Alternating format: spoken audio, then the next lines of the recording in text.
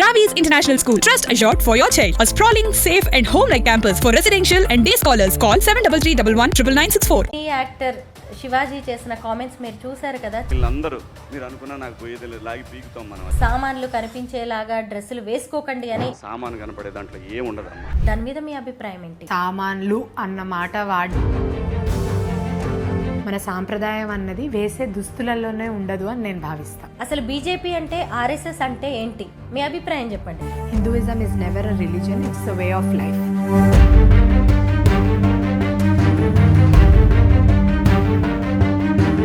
మీ శారీస్ కావచ్చు, అలాగే మీ బ్లౌజులు ఎల్బో హ్యాండ్స్ పెట్టించుకోవడం అంటే పొలిటికల్ ఎంట్రీ కాబట్టి ఇలానా, నార్మల్గా కూడా మీరు ఇలాగే ఉంటారా? ఎందుకంటే మనం రీసెంట్గా కూడా మనం కవిత గారిని చూస్తూ ఉన్నాము. ఆవిడ హెయిర్ స్టైల్ మారిపోయింది, శారీ స్టైల్ మారిపోయింది. అంతకు ముందు రాజకీయాల్లోకి వచ్చినప్పుడు ఈవెన్ షర్మిల గారు కూడా ఆవిడ శారీ డ్రెస్సింగ్ స్టైల్ మారిపోయింది. అంటే రాజకీయాల్లోకి వస్తే మహిళలు ఇలాగ డ్రెస్సింగ్ విషయంలో కొంత కేర్ఫుల్గా ఉంటారా? స్పెషల్గా కనిపించాలని అటైర్ విషయంలో కేర్ తీసుకుంటూ ఉంటారా?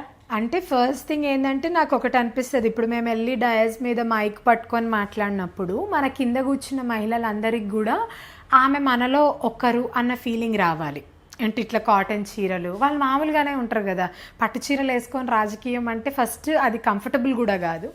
రెండోది చూసే వాళ్ళకి కూడా అంటే తను మనలో ఒకరు అన్నట్టు అనిపించాలి. అండ్ ఇది మోర్ కంఫర్ట్, మన చేనేత వర్గాన్ని ప్రోత్సహించినట్టు కూడా ఉంటుంది ఒకటి. రెండోది పొలిటికల్ ఫీల్డ్ అన్నది అంటే చాలామంది చాలా రకాలైన మనుషులు ఉంటారు, దాంట్లో మన కంఫర్ట్ జోన్ ఇట్లుంటేనే బాగుంటుందని నాకు అనిపిస్తుంది. This is more comfortable. పొద్దున్న రెడీ అయితే నేను ఇట్లా రాత్రి వరకు కూడా ఉండొచ్చు. అట్లా అని నేనేమి కుర్తాలు వేసుకోను లేకపోతే ఇంకేదో అన్ని కాదు, ఎక్కడ అవసరం తగ్గట్టు అక్కడ డ్రెస్ చేస్తా. కానీ నా మోస్ట్ ఫేవరెట్ మాత్రము చీరలే. అసలు మన డ్రెస్సింగ్ మన కంఫర్ట్, మనకి ఏది కంఫర్ట్ గా కన్వీనియంట్ గా ఉంటుందో దాన్ని క్యారీ చేస్తూ ఉంటాము.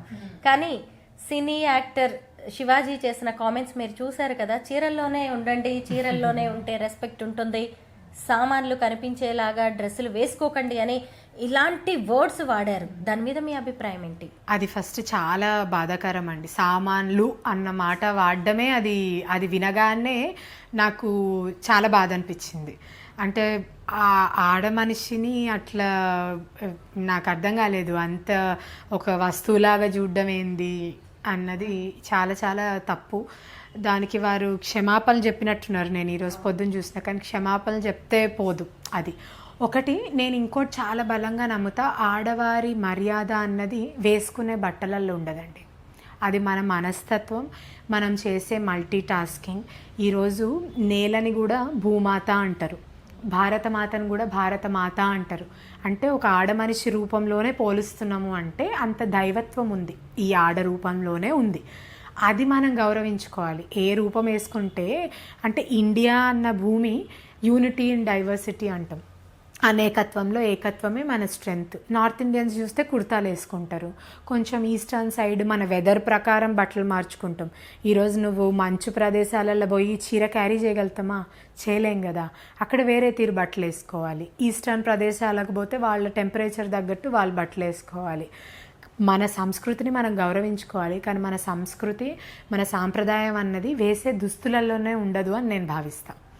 డెఫినెట్గా రివీలింగ్ బట్టలు వేసుకునడం అన్నది ఎవరికి వాళ్ళు, ఎవరి ఉద్దేశం వాళ్ళది, ఎవరి అభిప్రాయాలు వాళ్ళది, ఎవరి ప్రొఫెషన్ వాళ్ళది. మన సంస్కృతిని గౌరవించుకోవాలి.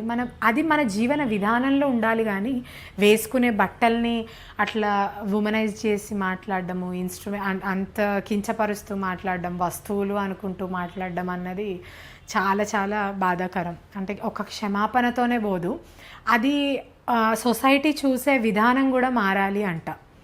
అంటే వేసే బట్టలల్లో ఆడదాని గౌరవం చూడడం ఏంటండి? ఒక ఇల్లు నడిపిస్తుంది, ధైర్యంగా ముందుకు వస్తున్నాము.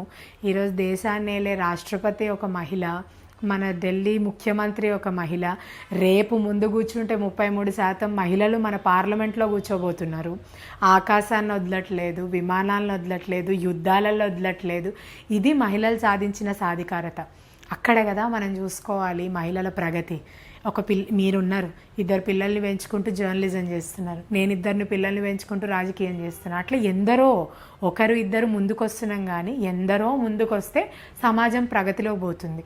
ఒక ఆమె చదువుకుంటే, ఆడది బలంగా ఉంటే ఇల్లు బలంగా ఉంటుందని ఊరికే అనలే. ఆడదాన్ని గౌరవిస్తే సమాజాన్ని గౌరవించినట్టు అని ఊరికే అనలే. ఆ గౌరవం మొదలుపెట్టి బట్టలల్లో గౌరవం చూడడం అన్నది చాలా చాలా బాధాకరం. బీజేపీ అంటే హిందుత్వం, హిందూ పార్టీ అనే అభిప్రాయం చాలా మందిలో ఉంది. అసలు బీజేపీ అంటే ఆర్ఎస్ఎస్ అంటే ఏంటి? మీ అభిప్రాయం చెప్పండి. హిందుత్వం అన్నది భారతదేశంలో ఒక మతం కాదు, ఒక కులం కాదు, అది మన భారత విధానం, జీవన విధానం. Hinduism is never a religion, it's a way of life, అంతే. ఆ సిద్ధాంతాన్ని భారతీయ జనతా పార్టీ నమ్ముతుంది, ఆ సిద్ధాంతాన్ని ప్రోత్సహిస్తుంది అని గర్వంగా ఏ భారతీయ జనతా పార్టీ కార్యకర్త అయినా అంటాడు. ఈరోజు హిందుత్వాన్ని ప్రోత్సహించడం, హిందూ జీవన విధానాన్ని ప్రోత్సహించడం వల్ల ఇంకో మతాన్ని కించపరచడం కాదు. ఇది ఒక ట్రెండ్ అయిపోయింది రాజకీయంలో. అంటే మేము ఒక మతాన్ని ముందుకు తీసుకొస్తే ఇంకో వాళ్ళని కిందికి చేసి మాట్లాడితేనే మాకు వీళ్ళ ఓట్లు పడతాయి. అది ఎవరైనా సరే, వాళ్ళకి మంత్రి పదవి ఇచ్చినామా వీళ్ళ ఓట్లు పడాలా, ఇంకోరి గురించి వ్యంగ్యంగా మాట్లాడడం, వాళ్ళ దేవతల గురించి వ్యంగ్యంగా మాట్లాడడం, వీళ్ళ ఓట్లు పడాలా, ఇది కాదండి. భారత సంస్కృతిలో కానీ, హైందత్వంలో కానీ, మన సనాతన ధర్మంలో కూడా అందరినీ గౌరవించుకుంటూ పోవాలి అన్నంత మాత్రాన హిందువుల్ని కించపరచాలని కాదు. ఈరోజు హిందుత్వం గురించి మాట్లాడే ఒకే ఒక పార్టీ భారతీయ జనతా పార్టీ. దానికి నేను గర్వంగా కండువా మోస్తూ చెప్తా. రీసెంట్ గా సినీ నటి ఆమని కూడా బీజేపీలో చేరారు. ఇలా చాలా మంది సినీ ప్రముఖులు బీజేపీకి వస్తున్నారు, వెళ్ళిపోతున్నారు. మనం జయసుధ గురించి మాట్లాడుకోవచ్చు, విజయశాంతి గారి గురించి మాట్లాడుకోవచ్చు, అలా ఇంకొంతమంది ఉన్నారు, దివ్యవాణి లాంటి వాళ్ళు కావచ్చు. ఇలా రాజకీయాల్లోకి వాళ్ళు ఎంట్రీ ఇస్తున్నారు, కానీ నిలబడలేకపోతున్నారు. ఎందుకంటారు? రాజకీయాలు చాలా రఫ్ ప్రొఫెషన్. అంటే దీంట్లోకి వస్తే మనం మంచి చెడులు అంటే చెప్పు దెబ్బలు కూడా స్వీకరించే స్టేజ్లు ఉండాలి, పూలదండలు కూడా స్వీకరించే స్టేజ్లు ఉండాలి. అట్లా అయితేనే దీంట్లోకి రాగలుగుతాం. అందరికీ నచ్చలేము, అట్లా అని అందరి కోసం అందరు మెప్పు పొందుతూనే పనిచేయాల్సిన అవసరం లేదు. మనకంటూ ఒక ప్యూర్ ఎజెండా ఉండాలి. అంటే ప్రజలకు మనం ఎంతో కొంత సహాయం చేయాలి. ఇప్పుడు నేనున్నా అండి, నేను ఎమ్మెల్యే అవ్వాలో ఎంపీ అవ్వాలో అనుకొని రాజకీయం చేస్తే నేను ఎంతకాలం నిలవలేను దీంట్లో. ఈరోజు ఏదైనా కష్టం వచ్చి నా ఏరియాలో ఎంబడే గుర్తొచ్చే ఫస్ట్ మనిషి బండారు విజయలక్ష్మి కావాలి అని అనుకుంటేనే నేను రాజకీయాలు చేయగలుగుతా. అది ఉంటేనే రాజకీయాల్లో నెగ్గలుగుతామని నేను అనుకుంటా. ప్రతి ఒక్కరు కూడా అంతే, for that matter A profession అయినా అంతే. ఇప్పుడు మీరు జర్నలిజం చేస్తున్నారు, అందరూ మెచ్చుకునే వాళ్ళే ఉంటారా? చాలామంది విమర్శించే వాళ్ళు కూడా ఉంటారు. కానీ మీకంటూ ఒక ఉద్దేశంతో మీరు ఈ ప్రొఫెషన్లో వస్తారు. పాలిటిక్స్ కూడా అంతే. ఇప్పుడు మనం ఏదైనా ఒక మ్యాటర్ తీసుకున్నాము, ఒక ఇష్యూ తీసుకున్నాము, ఒక సబ్జెక్ట్ తీసుకున్నాము, దాని మీద మనం బలంగా మాట్లాడగలగాలి, ప్రజల పక్షాన నిలబడగలగాలి. ప్రజల పక్షాన నిలబడి మాట్లాడగలగడానికి వస్తాం ఇక్కడికి. మనం ఎమ్మెల్యే అయిపోవాలి, ఎంపీ అవ్వాలి అనుకుంటూ రాలేము. సినిమా ఫీల్డ్ వాళ్ళు అనే నేను ప్రత్యేకంగా అనను, ఫర్ ఎవరైనా సరే దీంట్లో నెగ్గదలుచుకోవాలి, ఎక్కువ రోజులు ఉండాలి అనుకుంటే మాత్రం అట్లా అనుకునే రావాలి. అంటే ఎమ్మెల్యే అయిపోవడానికో ఎంపీ అయిపోవడానికో వస్తాము, లేకపోతే కార్పొరేటర్ అవ్వడానికే వస్తాము, లీడర్ అవ్వడానికే కనిపిస్తాము అంటే మటుకు ఏ రోజు రాజకీయాలు చేయలేమేమో అనుకుంటా. ఇట్లా స్పెసిఫిక్గా సినిమా ఫీల్డ్ ఎందుకు ఉండలేకపోతున్నారు అన్నదానికి నేను ఆన్సర్ ఇవ్వలేను. కానీ నేను అనుకోవడం అయితే యువతకి ఇదే చెప్తా, అంటే who ever wants to come. Political field అన్నది చాలా నోబుల్ ప్రొఫెషన్. అన్నీ వదిలేసుకోవాలి, ఇక్కడి నుంచి వచ్చేది ఏమీ ఉండదు, పోగొట్టుకునేదే ఉంటుంది కానీ వచ్చేది ఏమీ ఉండదు. కానీ ఆ పోగొట్టుకునే అంత సామర్థ్యం కూడా ఉండాలి. పోగొట్టుకోగలిగినా సరే జీవితంలో ఒక సాటిస్ఫాక్షన్ చూసుకోగలగాలి. గత ఎన్నికల్లో తెలంగాణలో బీజేపీ 8 ఎంపీ సీట్లు, 8 ఎమ్మెల్యే సీట్లుని గెలుచుకుంది. అయితే ఇక రాబోయే ఎన్నికల్లో తెలంగాణలో బీజేపీని అధికారంలోకి తీసుకురావడానికి మీలాంటి యంగ్ లీడర్స్ ఎలా పనిచేయబోతున్నారు? భారతీయ జనతా పార్టీలో చాలామంది యువ నాయకులు ఉంటారండి, చాలామంది కార్యకర్తలు మాతో పాటు. ఇప్పుడు నేనంటే కొంచెం దత్తాత్రేయ గారు కూతుర్ని, స్టేట్ సెక్రటరీని కాబట్టి లైమ్ లైట్లకు వస్తా. కానీ అంతకు మించి కార్యకర్తలు ఏ పోస్టులు ఆలోచించకుండా గ్రాస్ రూట్స్ లెవెల్స్లో మా విశ్వ హిందూ పరిషత్, బజరంగ్ దళ్, ఆర్ఎస్ఎస్, ఇట్లా రైట్ వింగ్స్, సమాజం కోసం పనిచేసేవాళ్ళు, సరస్వతి శిశు మందిర్ స్కూల్స్ నడిపేవాళ్ళు, ఇట్లా చాలామంది రైట్ వింగ్లు ఉంటారు, భారతీయ జనతా పార్టీ కార్యకర్తలు ఉంటారు. సో అందరికీ ఒక కళ, మీరు అన్నట్టు భారతీయ జనతా పార్టీ తెలంగాణలో అధికారంలో రావాలి అని. దాని అందరికీ మేము అందరం కృషి చేస్తూ ఉన్నాం. చాలా కష్టపడతా ఉన్నాం. ఆ కష్టాన్ని ప్రజలు గుర్తించాలి అనుకుంటా నేను. ఫైనల్ గా ఒక్క క్వశ్చన్, దత్తన్న కూతుర్నే మేము భవిష్యత్తులో ఎలా చూడొచ్చు?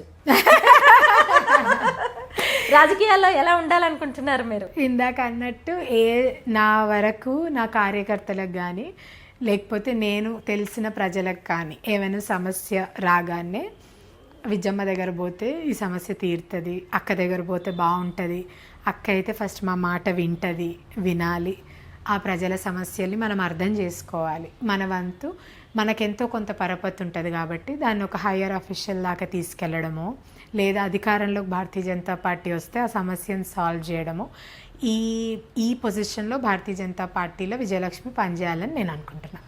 బాగుంది. దత్తన్న ప్రజల మనసుల్లో ఎప్పటికీ ఉంటారు. అలాగే విజయలక్ష్మి గారు కూడా ఆయన పేరు నిలబెట్టాలని నిలబెడతారని కూడా మేము ఆకాంక్షిస్తున్నాం. Thank you so much. Thank you.